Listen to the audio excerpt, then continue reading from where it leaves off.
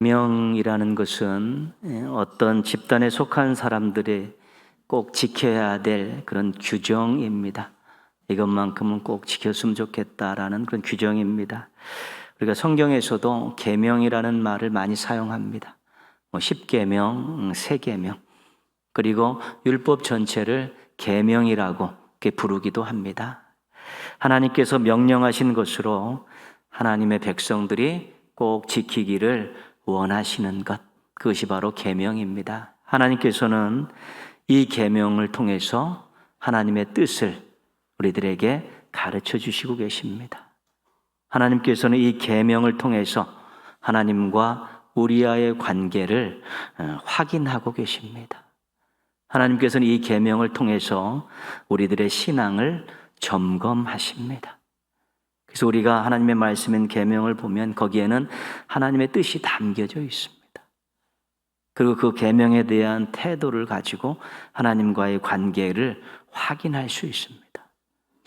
그리고 또한 그 계명에 대해서 어떻게 반응하느냐에 따라서 그 신앙을 점검받을 수 있게 되는 것입니다. 근데 계명은 실은 우리들에게 무겁게 다가옵니다. 때로는 우리가 지키기 어렵다는 생각이 들기도 하기 때문에 무겁게 다가오고요. 이것을 지키지 못하면 벌을 받는다는 생각이 있으면 계명이 더 무겁게 다가올 수밖에 없습니다. 근데 이 계명은 또한 우리에게 기회가 되기도 합니다. 왜냐하면 이 계명을 잘 지키고 순종하면 복을 주신다고 약속하셨기 때문에 그렇습니다. 신명기 28장에는 순종하면, 계명에 순종하면 이런 복을 받을 것이다. 그러나 이 계명에 불순종하면 이런 저주를 받을 것이다 라고 아주 상세하게 기록을 해놓고 있습니다. 근데 우리가 이 계명을 보면서 벌 받으면 어떡할까라는 생각이 앞서면 신앙이 재미가 없습니다. 두려움이 있는 신앙, 또 벌 받을까 걱정하는 신앙은 정말 자유로운 신앙이 아니고 억압받는 신앙이고 무언가에 발목 잡힌 신앙이기 때문에 그렇게 좋지 않습니다. 그러나 하나님께서 왜 벌을 말씀하시고 복을 말씀하셨을까? 그것은 지키게 하기 위해서. 채찍과 당근을 보여주시면서 어떤 마음을 가든지 이 계명을 잘 지켜서 하나님과의 관계를 좋게 하고 인생에서도 좋은 일 많이 경험하고 또 멋진 인생 살라고 하나님께서 이 계명을 지키게 하기 위해서 때로는 복을 말씀하시고 때로는 벌을 말씀하시면서 당근과 채찍을 통해서 우리들로 하여금 계속해서 계명에 올바르게 반응하도록 역사하고 계신 것입니다. 우리가 벌 받으면 어떻게 하나, 복 받으면 와 좋다, 이런 두 가지 양분된 도식을 갖고 신앙생활하면 신앙이 아닙니다. 그런 것이 신앙이 아닙니다. 벌을 받고 복을 받기 위해서 하는 게 신앙이 아닌 것입니다. 그렇기 때문에 우리가 계명의 정신을 잘 알 필요가 있습니다. 마태복음 22장에 보면 한 율법사가 와서 예수님께 묻습니다. 선생님, 율법 중에서 어느 계명이 큽니까? 예수님께 질문을 던지고 나오는 대답을 듣고 예수님을 책잡으려고 하고 그래서 질문을 던진 것입니다. 자기들 나름대로 어떤 답들을 다 이미 가지고 있는 것이지요. 근데 예수님께서 이렇게 말씀하셨습니다. 우리가 잘 알고 있는 말씀인데 같이 한번 읽겠습니다. 내 마음을 다하고 목숨을 다하고 뜻을 다하여 주 너의 하나님을 사랑하라 하셨으니 이것이 크고 첫째 되는 계명이요 둘째도 그와 같으니 내 이웃을 내 자신같이 사랑하라 하셨으니 이 두 계명이 온 율법과 선지자의 강령이니라. 예수님께서 하나님 사랑과 이웃 사랑을 신명기 6장 5절과 레위기 19장 18절을 가지고 말씀하시면서 첫째 계명, 둘째 계명은 둘 다 큰 계명이다. 중요성에 있어서는 똑같다. 그러나 순서에 있어서는 첫째가 하나님 사랑이고 둘째가 이웃 사랑이다.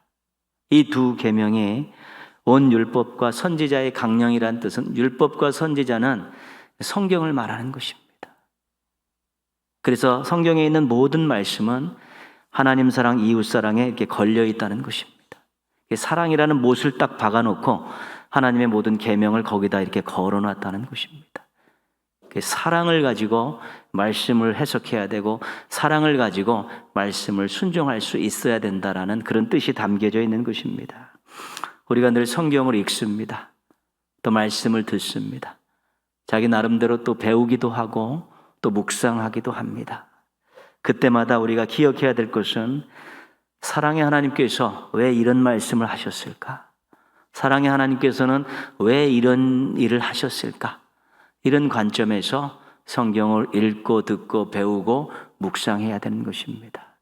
그러면 해석하기 어려운 말씀도 나중에는 쉽게 해석이 되고 도저히 이해하기 힘든 말씀들도 이해가 되는 것입니다. 하나님의 사랑의 관점에서 성경을 읽으면 말씀이 훨씬 더 가까이 다가오고 쉽게 다가올 수 있는 것입니다.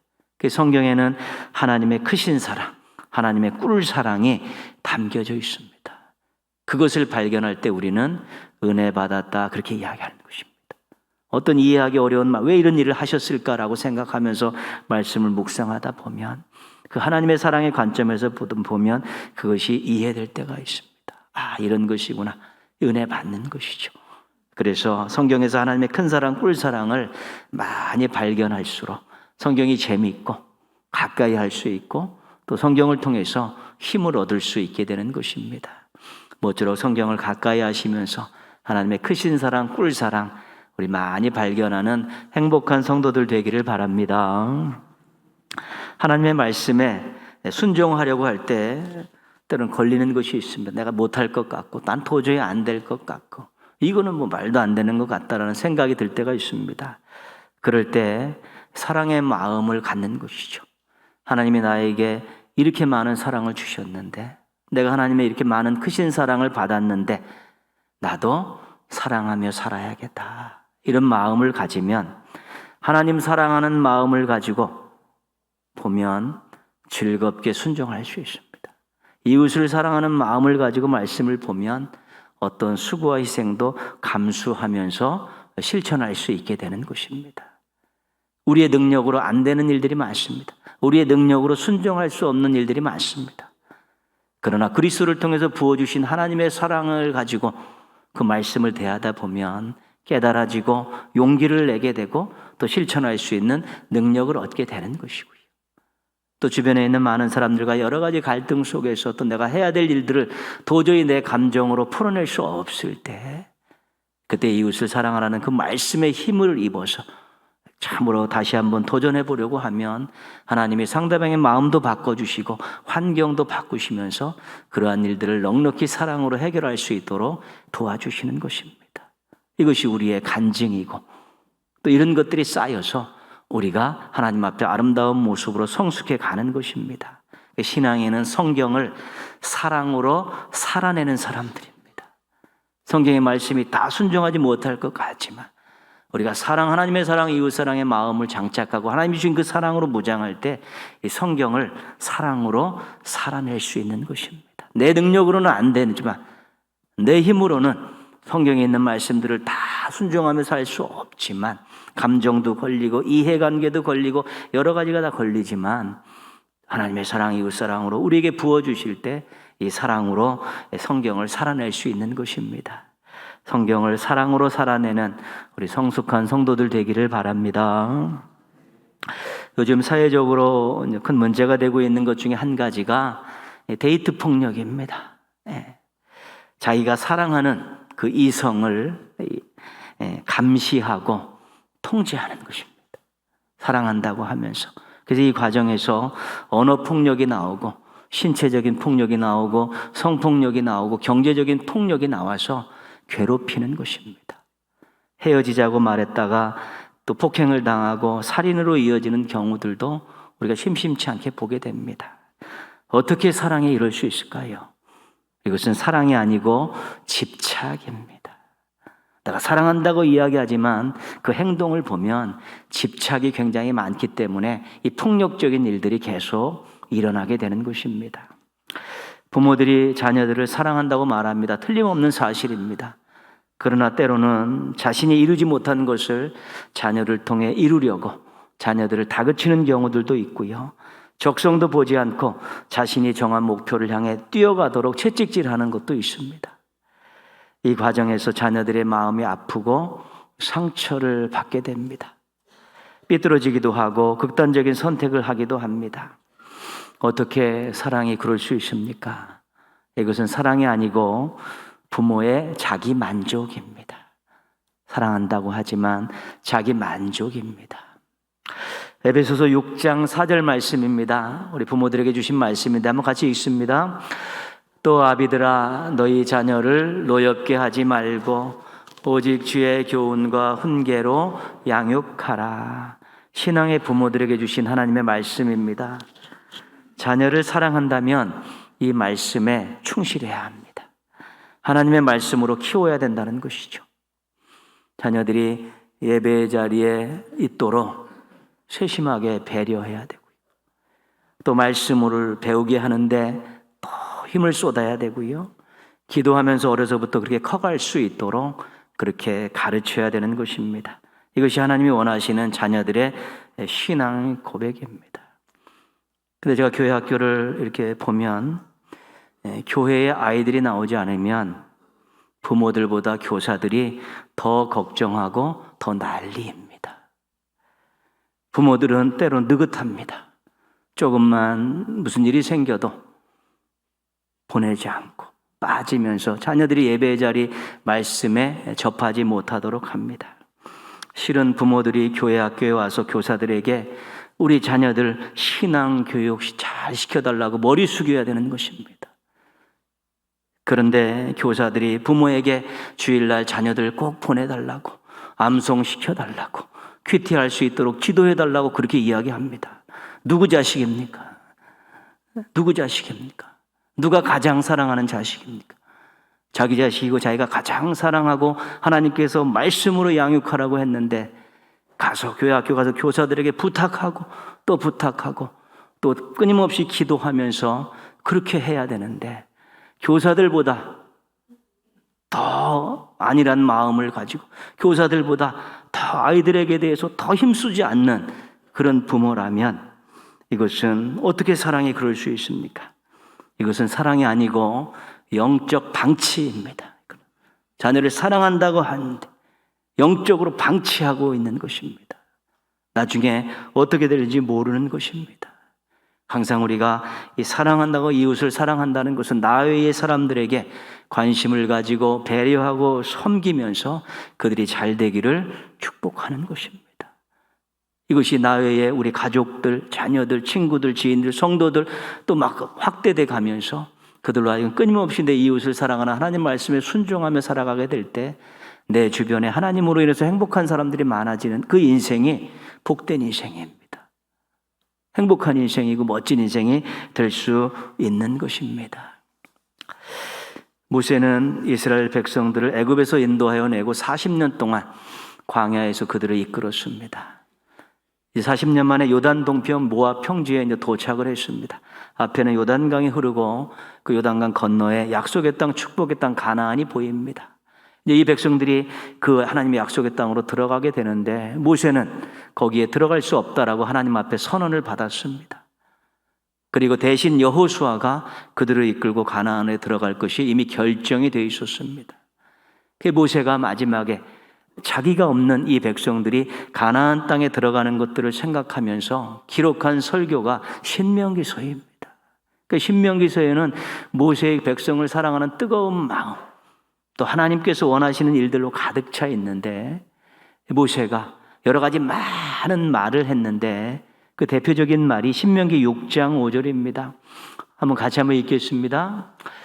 마음을 다하고 뜻을 다하고 힘을 다하여 내 하나님 여호와를 사랑하라. 나 없이 너희들이 요단을 건너 가나안 땅에 가는데 하나님을 사랑하라는 이거 잊지 말라는 것입니다. 모세가 이스라엘 백성들의 미래를 이 8글자 하나님을 사랑하라는 것에 완전히 다 걸어버린 것입니다. 너희들의 미래, 너희들의 운명, 너희들의 행복이 하나님을 사랑하라에 다 걸려있다라고 마지막 유언처럼 이 말씀을 해준 것입니다. 여호수아가 이스라엘 백성들을 거느리고 언약궤를 앞세서 요단강을 건너고 7년 동안 정복 전쟁을 치릅니다.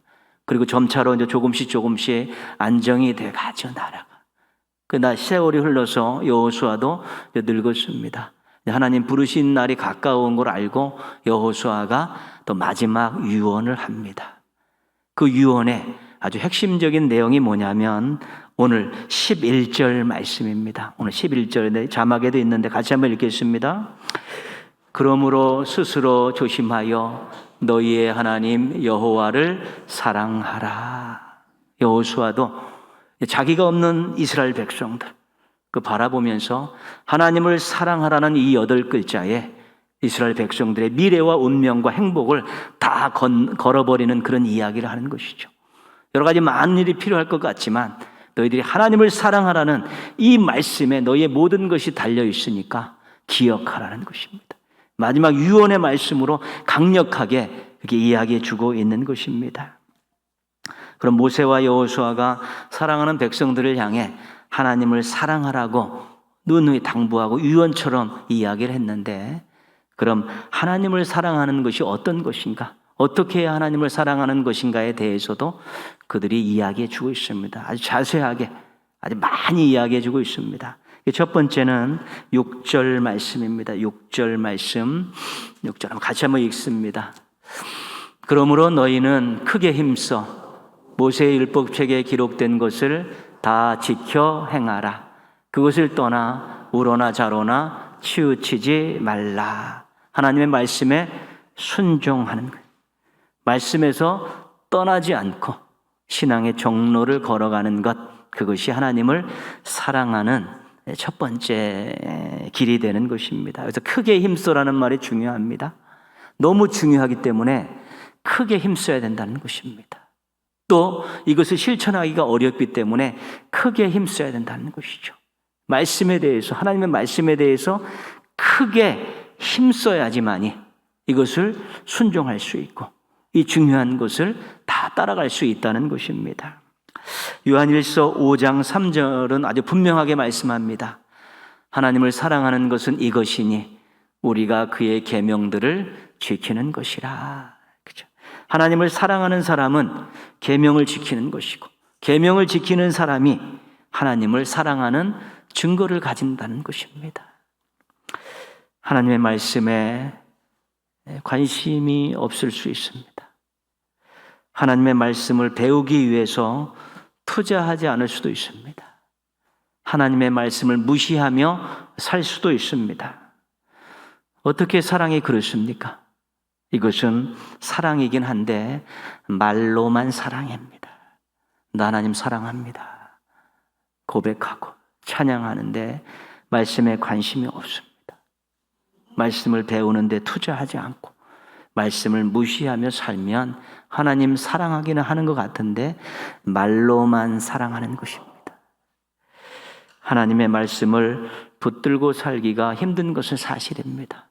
그러나 우리가 하나님을 사랑하는 마음으로 하나님의 말씀을 붙들어야만이 진짜 하나님을 사랑하는 것입니다.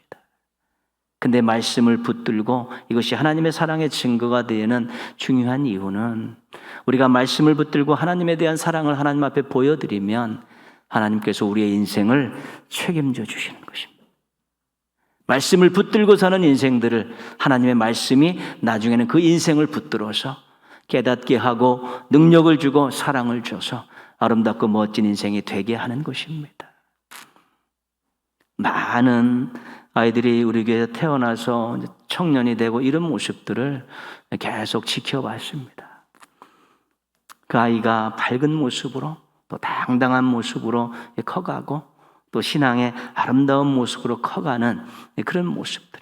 무엇이 가고 무엇이 되고 그런 개념이 아니라요. 밝고 맑고 정말 당당한 모습, 아름다운 모습으로 커가는 그 이면을 보면 예배 자리를 잘 지키고 하나님 말씀 붙들고 큐티하는 아이들이 대부분 그렇게 맑고 밝고 당당하고 아름다운 모습으로 잘 크고 있다는 것입니다. 이것은 통계입니다, 여러분. 예배의 자리를 잘 지키고 말씀을 붙들고 하나님 사랑한다 그러는데 하나님께서 그 인생을 인도해 주지 않겠습니까? 뭐 좋은 학교 가고 좋은 직장 가고 그런 개념의 것이 아닙니다. 얘가 정말 행복하게 학창시절을 보내고 젊은 날을 보내고 또한 사회로 들어갈 수 있도록 그렇게 하나님께서 인도해 주시는 것이죠. 말씀을 예배를 드리면 말씀을 붙들고 하나님 사랑하는 것을 하나님 앞에 보여드리는데 하나님께서 하나님을 사랑하는 그 인생을 절대로 그냥 놔주지 않는다는 것입니다. 이끌으시고 인도하시고 또 사용하시면서 그 인생이 정말로 행복한 인생이 될 수 있도록 당당한 인생이 될 수 있도록 도와주시는 것입니다. 그래서 말씀을 붙들면서 하나님 사랑의 증거를 보여드리는 것이 얼마나 귀한 일이고 중요한 일이고 그 인생에 또 아름다움의 길을 걸어가는 놀라운 일이라는 사실을 우리는 기억할 수 있어야 되는 것입니다. 하나님 사랑의 또 하나의 두 번째 사실은 우리 7절 말씀에 나와 있습니다. 7절 말씀 한번 자막으로 한번 읽겠습니다. 너희 중에 남아있는 이 민족들 중에 들어가지 말라. 그들의 신들의 이름을 부르지 말라. 그것들을 가리켜 맹세하지 말라. 또 그것을 섬겨서 그들에게 절하지 말라. 하나님 사랑에 대한 또 하나의 사실은 우상을 섬기지 말라는 것입니다. 우상을 섬긴다는 건 뭐냐면 사랑의 대상에 이상이 생겼다는 것입니다. 사랑의 대상이 바뀌던가 사랑의 대상이 하나님 말고도 주렁주렁 달려있는 것입니다. 여러 개가 돼버리는 것입니다. 그 짓 하지 말라는 것입니다. 하나님 한 분만 사랑해야지. 엉뚱한 것 사랑한다든가 하나님 한 분께 모든 최고의 사랑을 쏟아야 되는데 그 사랑을 쪼개가지고 많은 사랑의 대상들에게 다 나누어 주는 것, 그거 하지 말라는 것입니다. 그거는 하나님 사랑하는 증거가 될 수 없고 하나님 사랑하지 않는 증거가 된다는 것입니다.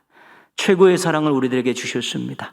독생자를 보내셔서 우리를 구원하시는 최고의 사랑을 주셨는데 우리도 우리의 최고의 사랑을 하나님 앞에 보여드리며 하나님 앞에 일편단심으로 서야 되는 것 아니겠습니까? 엉뚱한 데 가가지고 엉뚱한 곳에다가 자기의 사랑을 다 드리고 이것저것 다 쪼개가지고 나누어가지고 하나님께도 한 조각 드리고 다른 것에도 조각조각 드리면 그것을 어떻게 최고의 사랑이라고 할 수 있고 또 그렇게 섬김의 대상이 늘 바뀌고 섬김의 대상이 많아지는 것을 어떻게 사랑이라고 할 수 있겠습니까?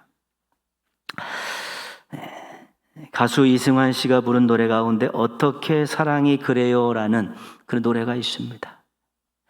이거 휴면 다큐 너는 내 운명이라는 이 실화를 보고서 그분이 이제 글을 써서 가사를 써서 만든 노래인데 39 남자와 28 여자분이 만나서 사랑을 하게 되죠.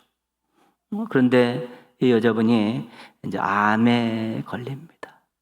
6개월 정도 시한부 살았는데 이 남자가 어머님, 장모님들 오지 말라고 그러고 본인이 병간호를 하는 것이죠.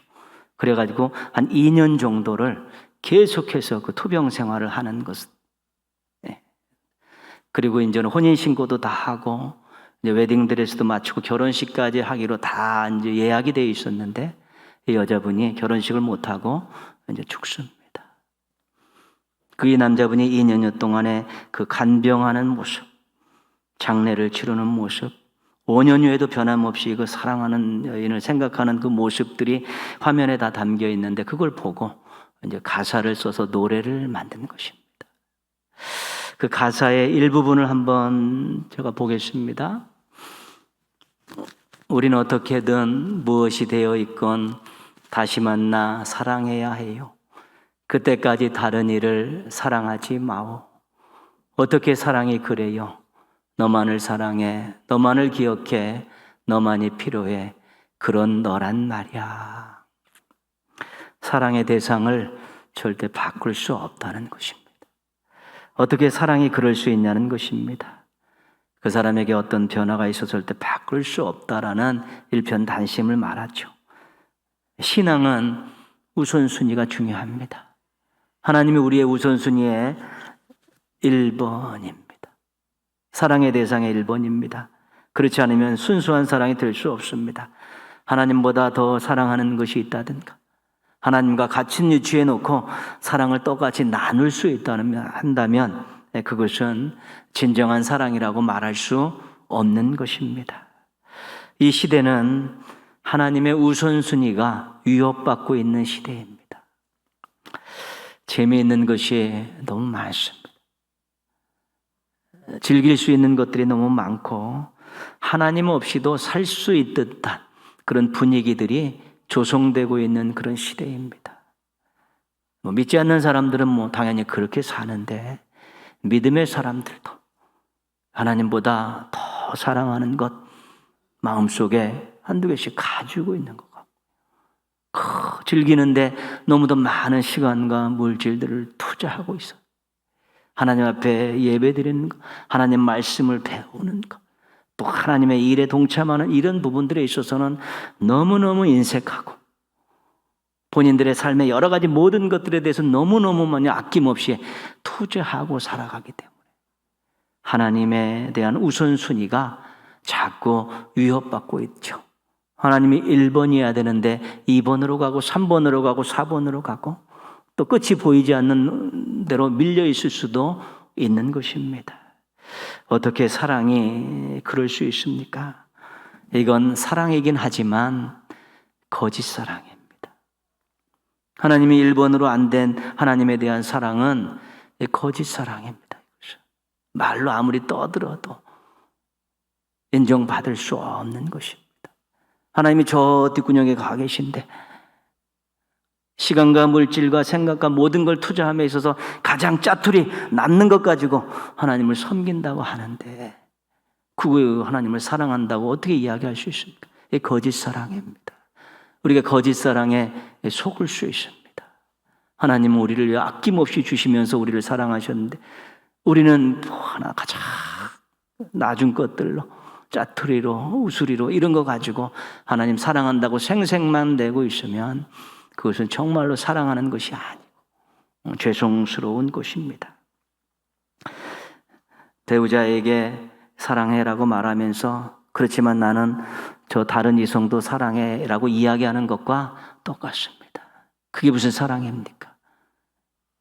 그런 것입니다. 하나님 사랑해라고 합니다라고 이야기하면서 엉뚱하게 모든 것들의 우선순위에 다 밀어놓고 다른 것들을 앞세우고 즐기다 보면 그건 말이 안 되는 거짓 사랑일 수밖에 없는 것입니다. 하나님은 우리의 사랑의 유일한 대상이고 최고의 사랑을 드려도 아깝지 않은 그런 분이라는 것이 우리의 신앙 고백이 되어야 되는 것입니다. 여러분의 인생의 우선순위에 있어서 하나님은 어디 계십니까? 앞에 있습니까? 뒤에 있습니까? 1번입니까? 2번입니까? 3번입니까? 이 우선순위를 가지고 하나님을 사랑하는 것이 증명되는 것이고 확인될 수 있는 것입니다. 이스라엘 백성들은 하나님의 은혜로 애굽에서 구원을 받았습니다. 모세의 지도하에 이제는 나왔죠. 이제 광야 생활이 시작됐는데 광야 생활의 특징은 뭐냐면 결핍하고 불편함입니다. 광야 생활은 없는 게 많습니다. 그렇기 때문에 불편합니다. 민수기를 보면 민수기에 자주 나오는 단어는 뭐냐면 불평과 원망입니다. 이스라엘 백성들이 애굽에서 종살이 하다가 이제 구원받고 이제 광야로 들어왔는데 가나안 땅을 들어가게 없는 게 많습니다. 불편합니다. 불평하고 원망하지요. 애굽에서 구원받고 홍해를 건넜을 때 소고치며 춤추면서 하나님을 찬양하고 사랑한다라고 엄청나게 고백했던 이 백성들이 조금 부족한 것이 있고 조금 불편한 것이 있으니까 그냥 불평과 원망을 쏟아내고 있는 것입니다. 하나님을 불신하고 있는 것이죠. 이스라엘 백성들이 하나님의 은혜로 이제 가나안에 들어갔습니다. 가나안에 들어가기 전에 우리가 신명기서를 읽어보면 모세의 걱정이 하나 있었습니다. 너희가 가나안에 들어가서 갑자기 광야보다 풍성한 삶을 만다고 살만 나갈 그때 너희가 하나님을 잊어버릴까 걱정이다. 이게 모세가 했던 걱정입니다. 근데 정말 가나안 땅에 정착하고 나서 살만하니까 먹고 살만하니까 여유가 생기니까 우상을 섬겼습니다. 하나님께 등을 돌려버린 것입니다. 어떻게 사랑이 그렇습니까? 이것은 사랑인데 변덕쟁이 사랑입니다. 좋을 때는 헤헤거리고 하나님을 사랑한다 그랬지만 조금 불편하고 어렵고 힘들면 언제 그랬는지 불평하고 원망하고 하나님을 불신하는 그런 일들이 생겨나는데, 이것은 환경에 따라 변화되는 변덕적인 신앙이고 얄팍한 신앙입니다. 하나님 독생자를 주시는 두툼한 신앙으로 우리를 사랑하시고 한결같이 사랑을 베푸셨는데, 상황에 따라 환경에 따라가 마음이 뒤죽박죽되고 왔다 갔다 하고 아주 얄팍한 그런 사랑을 가지고 하나님을 사랑한다고 하면 정말 하나님 앞에 죄송스러울 수밖에 없는 것입니다. 하나님을 사랑하십니까? 이거 평생 우리들 앞에 놓여 있는 질문이고, 또 우리들에게 던져지는 질문이고, 우리가 늘 생각하며 살아야 될 그런 질문입니다. 예수님께서 베드로에게 말씀하셔, 네가 나를 사랑하느냐? 그 질문은 동일한 질문입니다. 우리가 하나님 정말 사랑하는 것을 하나님께 보여드리는 것이 우리 신앙이고 우리의 인생이 되는 것입니다. 하나님 섬김에 있어서, 하나님 말씀에 있어서 환경이 바뀌는 가운데에서 어떻게 사랑이 그래요? 라는 말을 안 들었으면 좋겠습니다. 다른 것을 하나님보다 더 사랑한다고요? 어떻게 사랑이 그래요? 하나님의 말씀을 그렇게 무시할 수 있나요? 어떻게 사랑이 그래요? 상황에 따라 변덕이 죽을 듯하네요. 어떻게 사랑이 그래요? 이런 소리를 안 들어야 되는 것 아니겠습니까? 크신 사랑, 뜨거운 사랑, 최고의 사랑을 받고 우리의 인생이 시작됐는데 정말 하나님 앞에서 어떻게 사랑이 그래요라는 소리 듣지 않으려고 우리가 하나님만 붙들고 하나님만 섬기고 하나님 말씀대로 살려고 몸부림치고요, 어떤 환경 속에서 하나님에 대한 신뢰를 잃어버리지 않으려고 노력하다 보면 어떻게 사랑이 그래요라는 소리는 안 듣고 대견하다 아들아, 대견하다 딸아, 내가 네 인생을 책임지고 네 기도에 응답하겠다라는 하나님의 놀라운 확신 있는 기쁨의 음성을 우리가 듣고 그 감동함을 가지고 또 하루하루 멋진 인생들을 살아낼 수 있게 되는 것입니다. 모쪼록 하나님만 섬김으로, 말씀에 순종함으로, 또 어떤 환경 속에서도 변함없는 태도로 우리 평생 하나님을 사랑하는 행복하고 또 형통한 삶을 사는 우리 사랑쟁이들 되시기를 주님의 이름으로 축원합니다. 기도하겠습니다.